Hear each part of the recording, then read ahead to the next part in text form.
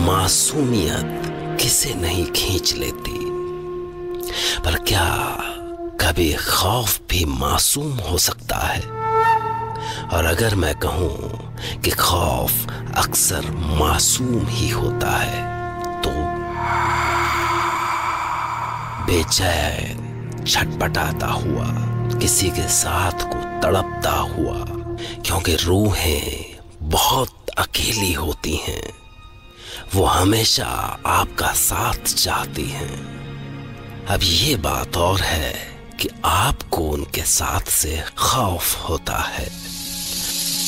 मैं डॉक्टर नागर, पेशे से मनोवैज्ञानिक और पैशन से ह्यूमन माइंड का फैन, हर रात आपके पास लेकर आता हूँ मुझसे मिले कुछ लोगों की आप बीती, कुछ घटनाएं जिन्हें सुनकर आप सोचने पर मजबूर हो जाते हैं।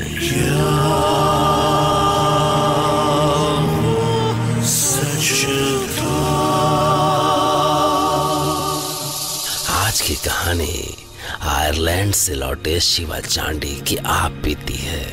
केरला के शिवा चांडी अपने साथ घटी इस खौफनाक घटना को खुद ही सुनाएंगे। एक ऐसी घटना जिसके बाद दहशत उनकी जिंदगी का इतना अहम हिस्सा बन गया कि उन्होंने पूरी आस्तीन की कमीज पहननी छोड़ दी। मैं कुछ साल पहले एक फार्मास्यूटिकल कंपनी के असाइनमेंट पर आयरलैंड गया था। मुझे वहां वाटरफोर्ड कंट्री का एक छोटा सा टाउन लिज़मोर इतना शांत और सुंदर लगा कि मैं कुछ दिन के लिए वहीं ठहर गया। मेरी जिंदगी में वो दिन बस अचानक ही आ गया। दरअसल संडे की एक धुंध भरी सुबह थी। जब मैं ग्रोसरी स्टोर से निकला तो मेरी मुलाकात यहीं बेंच पे बैठे बाहर एक 60 साल के डायलन फ्रांसिस और उनकी वाइफ नोरा के साथ हुई। हाँ, असल में वो स्टोर के बाहर बेंच पर बैठे हुए थे। मैंने निकलते निकलते बस ऐसे ही हाय बोल दिया। Hi, good morning. Very good morning young man. I am Dylan Francis and you? I am Shiva Chandi from India. वो कहते हैं ना, रिश्ता जब एक पल में बनना होता है तो बन जाता है। उस दिन भी कुछ ऐसा ही हुआ। बस एक ही पल में वो रिश्ता बन गया और उस रिश्ते को मैं आज तक चाहकर भी नहीं भुला सका हूं। उस रिश्ते को और उससे भी ज्यादा उस कहानी को जो उन्होंने उस दिन मुझे सुनाई थी। वो कहानी मिस्टर डायलन फ्रांसिस ने कुछ ऐसे सुनाई थी। एक्चुअली तब मैं नोरा के साथ यहीं लिज़मोर के पास एक गांव में नया शिफ्ट हुआ था। हमने तय किया कि अब यहीं रहकर छोटा सा डेयरी फार्म शुरू करेंगे और चैन से जिंदगी बिताएंगे। We had everything in life, you know. सब कुछ था हमारे पास सिवाय एक बच्चे की, और ये कमी हमें हमेशा कुछ इनकम्प्लीट सा फील कराती थी। एक दिन की बात है कि हम ड्राइव करते हुए कैटल देखने के लिए कंट्री साइड में निकले। It was a wonderful whether that day. हम अभी ड्राइव करते हुए कुछ 10-12 माइल्स निकले होंगे कि हमें एक ऑर्फनेज की इतनी सुंदर बिल्डिंग दिखाई दी कि हम थोड़ी देर के लिए वहीं रुक गए। बिल्डिंग का वुडन स्ट्रक्चर इतना सुंदर था कि हम कुछ पल उसे देखते ही रह गए, और तभी हमें गेट पर कुछ सुंदर बच्चे दिखाई दिए।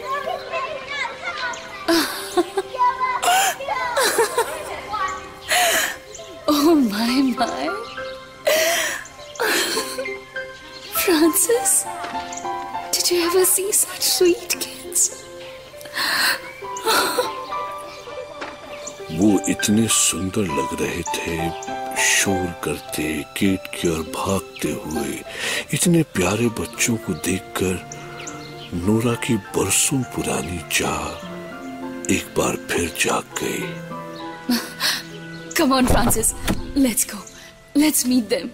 और वो कार से उतरकर भागती हुई बच्चों के पास पहुंच गई। ऐसी बातें ऐसे चिल्ला के कहाँ बोली जाती हैं, पर वो खुशी के मारे ऐसी चिल्ला रही थी जैसे वो अपनी सारी खुशी दुनिया को बताना चाहती हो।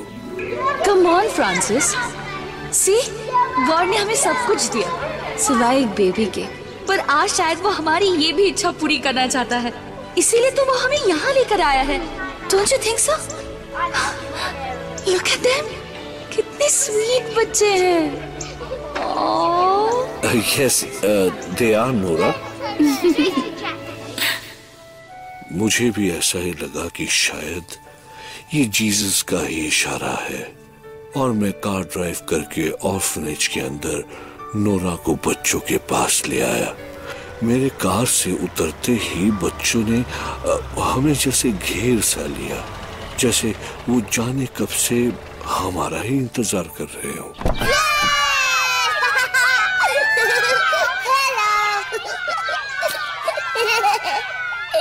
Listen, फ्रांसिस, अगर हम इनमें से एक बेबी अडॉप्ट कर ले तो उसे भी पेरेंट्स मिल जाएंगे और हमें बेबी। मुझे भी लगा जैसे इन पर लाइफ के सारे ट्रेजर भी लुटा दो तो कम ही होंगे।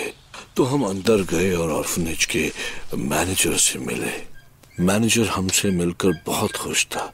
वो बोला, Oh, both of you are angels for these kids. बरसों से यहाँ कोई नहीं आया अडॉप्शन के लिए, you know. अब चलिए चलिए, आप बच्चों से मिल लीजिए और फिर जो आपको अपना सा लगे उसको आप अपने साथ ले जाइए।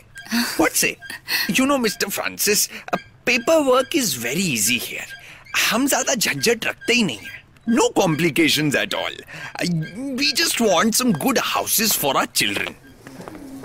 वो मुझे और नूरा को बच्चों के पास लेकर गया और हम दोनों बच्चों से मिले। Good morning kids. Good morning sir. पर सारे बच्चे इतने प्यारे थे कि बहुत देर हो गई और हम कोई फैसला नहीं कर पाए। और जब हम किसी फैसले पर नहीं पहुंच सके तो हमने कुछ दिन बाद फिर से लौट कर आने का फैसला किया और हम भरे मन से वहां से लौट आए। उस दिन के बाद हम बहुत दिनों तक फिर ऑर्फनेज जाने की सोचते रहे, पर हर बार कोई न कोई काम आ जाता और हमें वहां जाने का प्रोग्राम टालना पड़ता। हालांकि ऑलमोस्ट एवरी नाइट हमें सपने में वो बच्चे दिखाई देते और वो हमेशा हमसे खुद को अपने घर ले चलने की जिद करते। आप हमारे डैड बनोगे ना sir? Please sir, take us home. Take us home please. इस तरह कुछ महीने बीत गए और हैलोवीन का दिन आया और तब हमने डिसाइड किया कि आज तो ऑर्फनेज जरूर जाएंगे और हम अपने घर से निकले। हैलोवीन पर कितना सुंदर माहौल था लिस्मोर टाउन का। सारा आसमान ट्रेडिशनल म्यूजिक से गूंज रहा था। जगह जगह गलियों में आदमी, औरतें और बच्चे घोस्ट्स, विचेस, स्केलेटन्स और पायरेट्स जाने कितनी तरह की शक्लें बनाए हैलोवीन के प्रोसेशन में जा रहे थे। पर जैसे ही हम चर्च में प्रेयर करने के बाद ऑर्फनेज के लिए निकल रहे थे, प्रीस्ट ने हमसे कहा, What are you going to do, Mr. Francis? आज आपके बच्चे को घर लाने का सही दिन नहीं है। It's not the right time, my son. Halloween के दिन सोल्स ग्रेवयार्ड से निकलती है। Today, people don't even let their pets out of the house. और तुम अपने बच्चे को लेने जा रहे हो। सो हम मन मार कर किसी और दिन जाने के लिए घर लौट आए।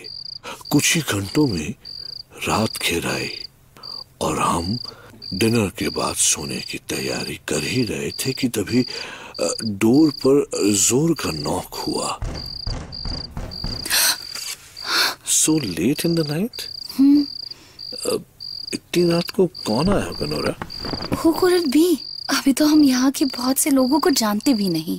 पर जब हमने दरवाजा खोला तो बहुत सारे बच्चे दिखाई दिए। बच्चों के घोस्ट। उन सबके चेहरे इस बुरी तरह जले हुए थे कि उन्हें देखकर हम कांप गए।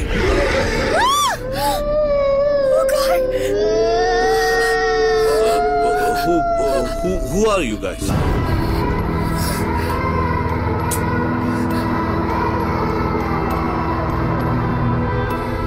एक पल तो उन्हें देखकर हमारी हड्डियों में बर्फ सी ठंडी लहर दौड़ गई। कितना भयानक गाना था उनका।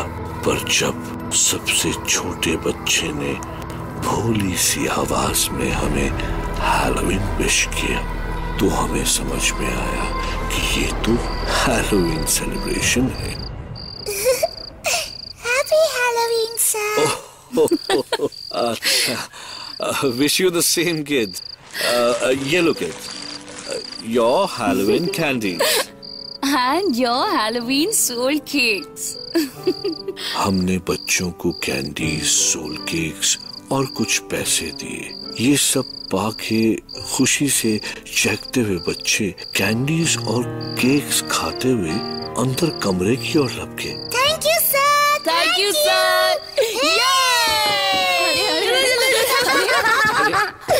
अरे वहाँ कहाँ जा रहे हो बच्चों? बहुत रात हो गई है, अपने अपने घर जाओ। पर वो बच्चे वो कहीं जाने को तैयार नहीं थे। वो घोस्ट का नाटक करते हुए लिविंग रूम में जम गए।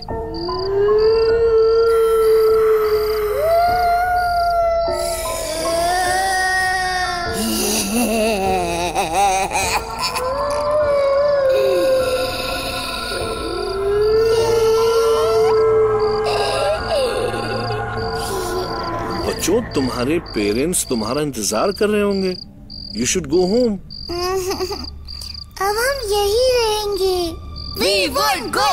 We won't go. We won't go. पर आखिर तुम सब आए कहाँ से हो? चलो हम तुम्हें छोड़ आते हैं। और तब वो छोटा बच्चा बोला, सर, आप हमें भूल गए। हम ऑर्फनेज में मिले थे ना आपसे। हम वहाँ बता के आए हैं कि हम आप ही के पास रहेंगे। आपने कहा था आप हमें अपने घर ले जाएंगे। हम कितना इंतजार कर रहे थे, पर आप तो लौटे ही नहीं।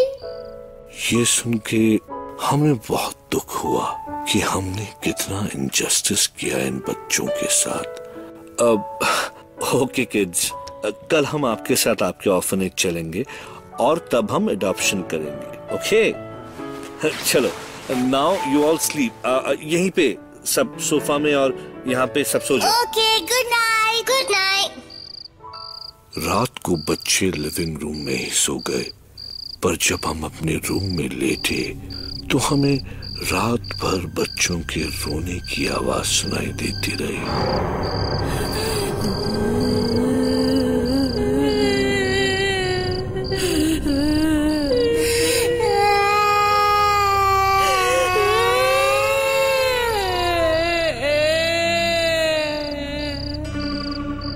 ऐसी भयानक आवाजें कि हमारी रूह तक कांप गई। हमें कुछ समझ नहीं आ रहा था कि ये हो क्या रहा है, क्योंकि जब जब हम बच्चों के कमरे में गए तो वहाँ बच्चे पीसफुली सोते हुए दिखे। पर जब अगली सुबह हमारी नींद खुली तो बच्चे गायब थे। फ्रांसिस, ये कैसे हो सकता है? क्या हुआ नोरा? वो अरे ये नोरा, मेन डोर तो अंदर से बंद है, ठीक वैसे जैसे मैंने पिछली रात को सोने से पहले बंद किया था। तो फिर वो बाहर कैसे निकल गए? खैर, हम उसी वक्त ऑर्फनेज के लिए निकल पड़े। पर जब हम उस जगह पहुंचे तो हमने जो देखा उस पर विश्वास नहीं हुआ। ऑर्फनेज की जगह तो जला हुआ खंडर था। जगह जगह जले अचले फर्नीचर और वुडन प्लैंक्स बिखरे हुए थे। और तभी हमें ध्यान आया, फ्रांसिस, हमने डोनेशन का एनवलप भी तो डाला था, डोनेशन बॉक्स में डाला था।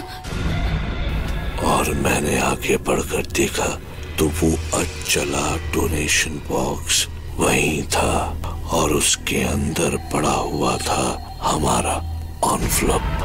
ये देखते ही हमें लगा कि कुछ बहुत गलत हुआ है हमारे साथ और हम वहां से ऐसे भागे कि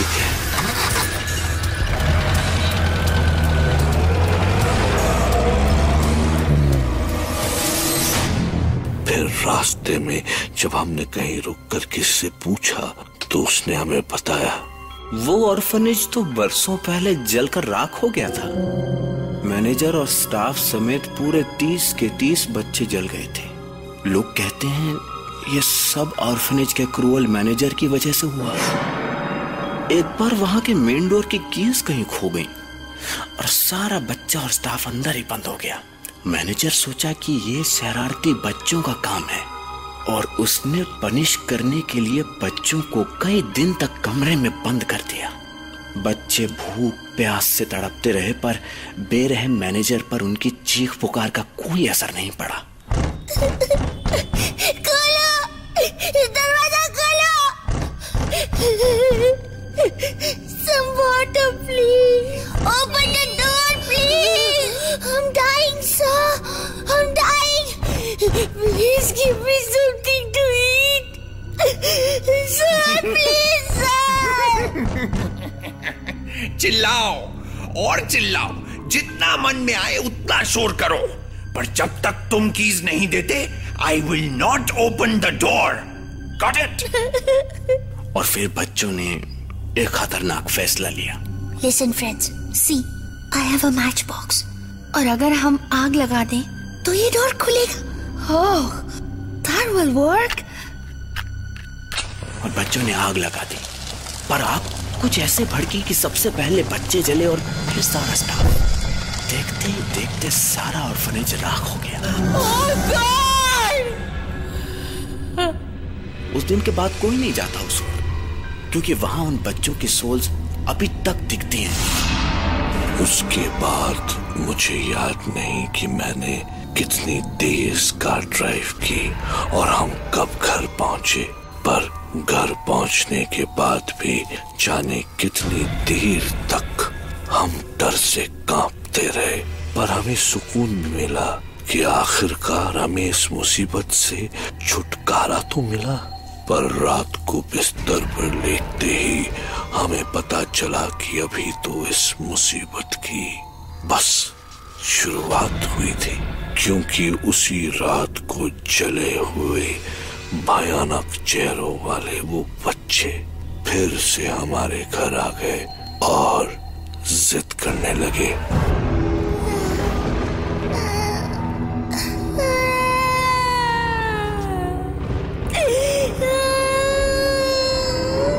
सर, आप हमारे डैडी बनोगे ना? हाँ कर दो ना please. Please sir, yes, please से यस। सर, आप हमारे डैडी बनोगे ना सर? हाँ कर दो ना सर, प्लीज प्लीज सर। चीखते चिल्लाते उन्होंने घर का सामान उठाकर फेंकना शुरू किया। मैं गुस्से से चिल्लाया, no no way, I can't adopt you because you all are ghosts. तुम लोग सब मर चुके हो और जिंदा लोग मरे हुए बच्चों को अडॉप्ट नहीं कर सकते। Please understand. बट सर, अगर आप मर जाए तो तब तो अडॉप्ट कर सकते हो ना? What? See, I have a matchbox. नहीं नहीं, Nora come here. Nora, don't go there. Come here.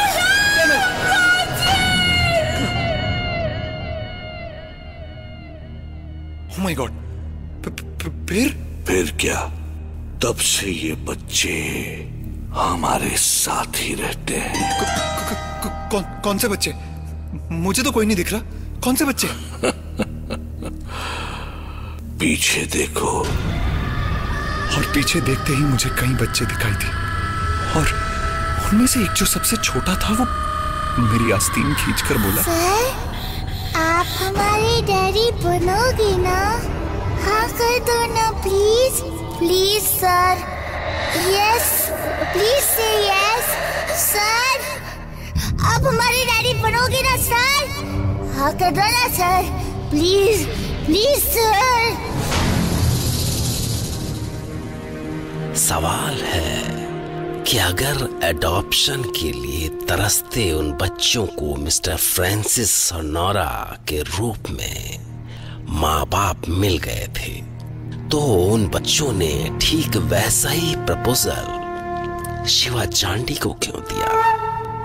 और शिवा चांडी उनसे बचे कैसे? या फिर ये कहानी कहीं फ्रांसिस का प्रैंक तो नहीं थी? सोचिए, क्या फ्रांसिस और नोरा के अलावा शिवा चांडी के पीछे खड़े बच्चे उस प्रैंक का हिस्सा नहीं हो सकते? सोचिए